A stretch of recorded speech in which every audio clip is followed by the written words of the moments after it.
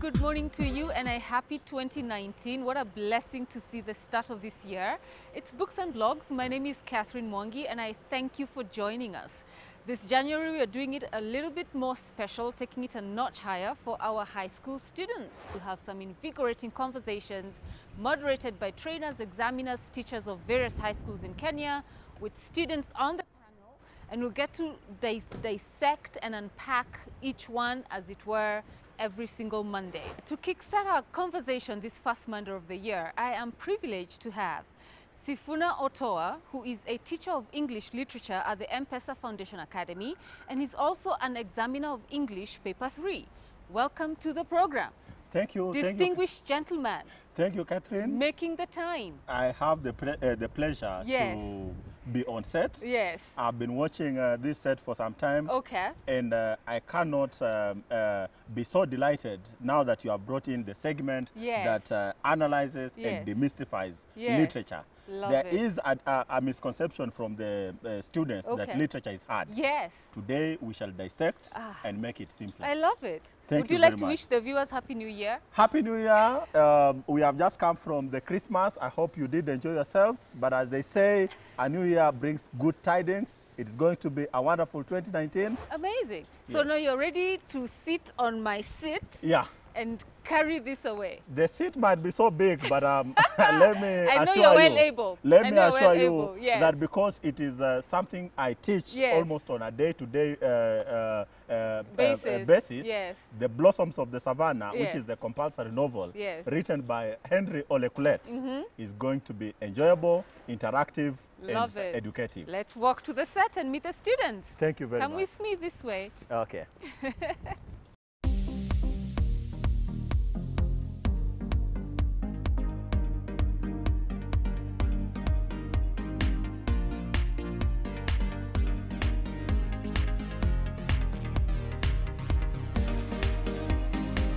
Hello viewers, it is my pleasure to welcome you to this particular set that is going to analyze, demystify and make literature fun and easy to understand among the Kenyan high school students. As you know, many students have taken literature as a very difficult concept. Today, we are going to demystify that and we are going to analyze The Blossoms of the Savannah, which is a compulsory novel. To help me bring this idea home, I have the privilege of having 3 girls and 1 boy on set. Right next to me is Georgina from Nia Girls, Siaya County. Hello viewers. Next, I have a gentleman who appears very ready for the task, Joseph from Koyokochea, Homa Bay County. Hello viewers. Next, we have the one and only Terry from Nyandarua High School in Nyandarua County. Hey viewers. And last but not least, we have Lucy from Nia Girls, Siaya County. Hello viewers. Okay, having introduced ourselves, and I also wish now to say I am Otoa Savannah, teacher of English literature from the M-Pesa Foundation Academy. This is going to be an interactive session where we are going to just have a discussion about the novel. To start us off, we are going to look at the title, Blossoms of the Savannah. As you can see, students, Blossoms of the Savannah has a very well elaborate pictogram represented on our front cover of the book. This book, you all know, was written by Henry Ole Kulet. Is there anything amongst you that you know about this particular author, Henry Ole Kulet? Yes, Lucy? As he has written in the book, I know he is from the Ma community. He is from the Ma community. That's a very brilliant identification. Apart from that, anything about Henry Ole Kulet? Henry Ole Kulet, he's trying to show us what used to happen in his community in the past. In the past. Another very good revelation. And Lucy? So Henry Kulet has also written some other novels. Yes. This includes Bandits of Kibibi and Daughters of Ma. The Daughters of the Ma. And you can see that most of his writing is actually centered along the Ma people, the Ma cultural orientation. Now, that is just briefly about the author. Looking at the title, My first quick question to you all is, what is the meaning of this word blossoming? To blossom. Yes, yeah. Joseph. The meaning of the word blossoming is just but and developing and a growth act in something. Yes, developing. Any addition from any other part? Yes, Lucy? Okay. To blossom, it's like to flourish or thrive through a situation. Yeah. So you can see that actually you have the right definition of the word blossoming. To blossom is to flourish, to come to fruition, to have that impetus, that growth, that realization that you are doing well. We have talked about the blossoming. Now this blossoming is taking place in the savannah. Anybody with a suggestion of the savannah? Yes. Like a suggestion, the savannah, it is a place that is so dry, many challenges, you know, there's no water and all that. And when you look at the book, Blossoms of the Savannah, it is very hard. You cannot expect something to blossom from the savannah. Okay. So, yeah, I think that is what is being brought out in the book. Joseph, could you be having? Yeah. I could be having some clue about the blossoms of the savannah. Like if you look at the situation of the savannah, there's many challenges, tough challenges, like there's the predators, the prey, and many others, many other animals and the plants or the valleys. Yes. Yeah. You know? So you can't expect something to just go through the savannah and come to develop in a swift way. It might be tough. Okay, so your point, basically you are bringing it from a scientific point of view. Yeah. That it is not a walk in the park in the savannah ecosystem. Yeah. There's the struggle for the fittest. Yeah. Yes, Georgina? I think that a savannah is just a dry place where we have hardly vegetation. Yes. And what they're trying to bring out about from the blossoms of the savannah, they're trying to show us, despite of the savannah being dry, it blossomed. Yeah. Something grew out of it. And I really like that analogy, that despite the hardship in the savannah, there is something that is blossoming. You are very brilliant boys and boy and girl, girls. I wish to now ask you to relate this particular assertion, that metaphorical title, which we have explained very well, to what now we have in the book.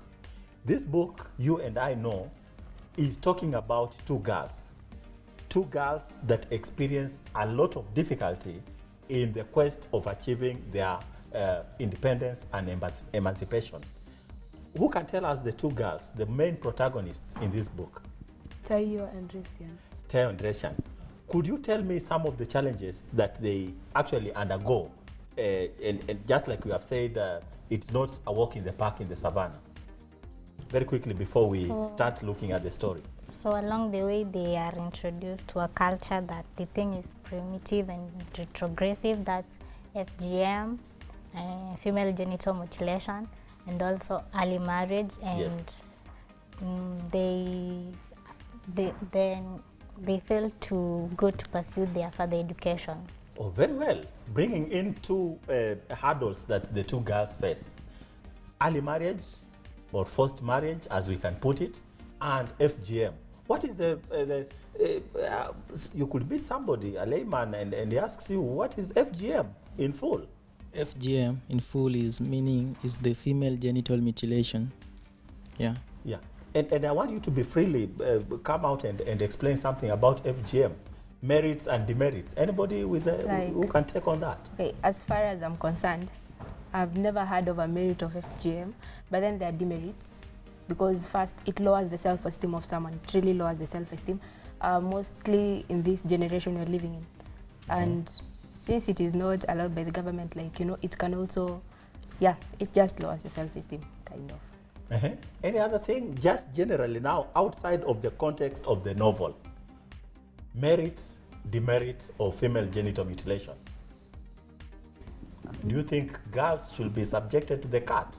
No. Because, or rather, sorry for cutting, do we still have communities in Kenya that still practices female genital mutilation? Yeah, in Kenya, there's some communities, let's say a hand of communities that do practice the female genital mutilation still to date, but the government is trying to maybe stop the act. But according to me, I'm a male. I can't say the merits, but I have the demerits. Maybe it can lead to death. Yeah. Like in the past, we've all seen the news. In the news, there were some girls who underwent the act, and they lost a lot of blood, which could even lead to death. Yeah. The girls themselves, we wish to get this clearly before we delve deeper into the subject matter that Henry Olekulet tries to put, because a larger percentage of the plot analysis here is looking at the girls trying to evade this particular barbaric act that is described as being archaic and retrogressed.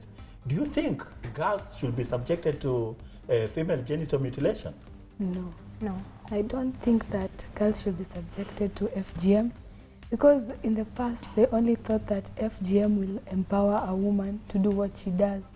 But still, after the FGM, I did not see any changes in the women in their culture as to the power they were given after the FGM.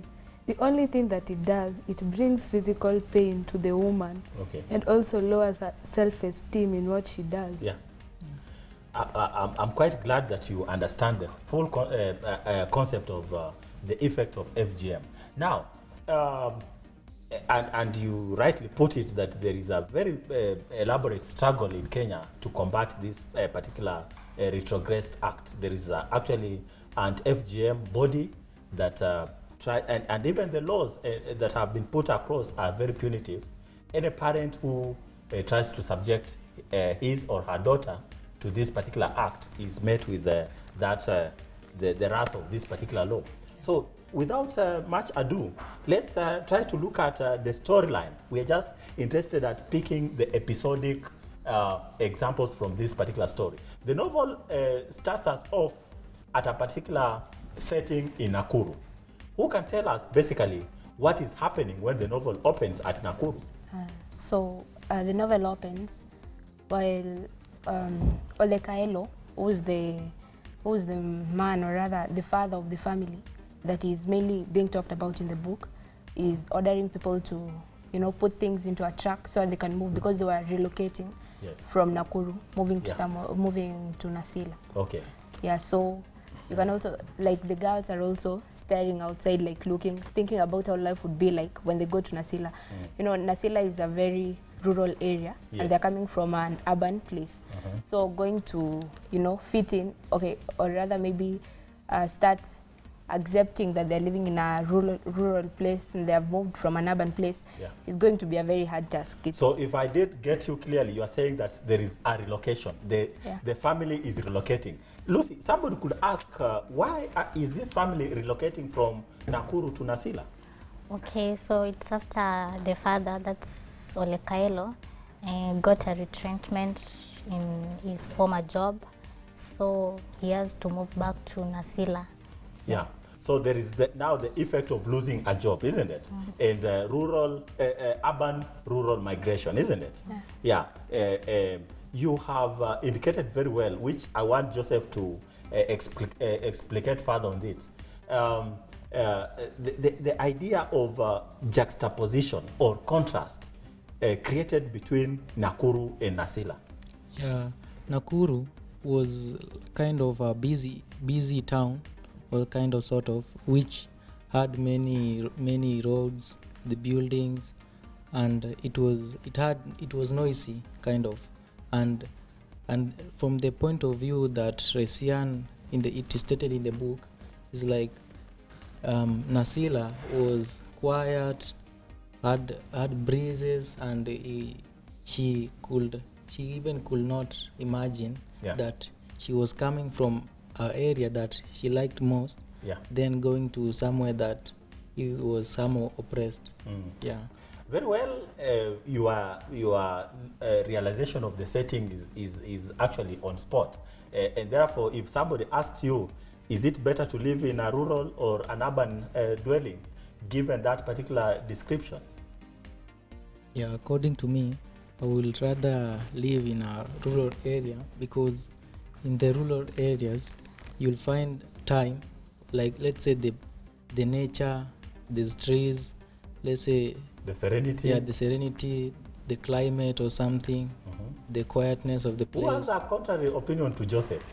Me can prefer to stay in an urban area because, yeah, in an urban area there are so many different kinds of people, different things to do there. So Yes. you interact with different people of different nature, and then, yeah, in rural areas, So yours is on social aspect, yeah. socialism and meeting friends. Why is Reshan so obsessed with going back to Nakuru, even when they settled in Nasila? According to me, Resian really wants to stay back at Nakuru. From this story, we can see that Resian is a go-getter. The reason why she wants to remain behind, she wants to pursue her dream of studying at Egerton University. Yeah, and that echoes the very point Terry was saying about opportunities. I think there appears to be an imbalanced opportunities in rural and urban dwellings. Do you support that? Yes. Yeah. So the family finally settles in Nasila, a very quiet, serene environment. The only noise being that of a what? For birds. Of birds. But there's a big problem in Nasila that comes to haunt the girls. Who could tell us more about it? So the girls are really faced by many challenges. Like, you know, people are calling them names because they are uncircumcised. And according to the Nasilian culture, Yes. they're supposed to be circumcised. That is when you can be called a woman. Yes. So for them, they were given the name Intoye Nemengalana. Yeah. That is in the, yeah, it is a Maasai name. Local dialect. Yeah. So when, you know, it is also very hurting when someone calls you names and like people are just looking at them like, you're not, you know, you are not woman enough. Yeah. Like, yeah. So they really went through many challenges. Like they were affected, and okay, fitting in was a problem. On that note, we are taking a short break. When we just come back, we shall know where that loan was taken from and what was the ramification of that particular loan to our plot development. Thank you very much. Can you clap for yourself to that extent?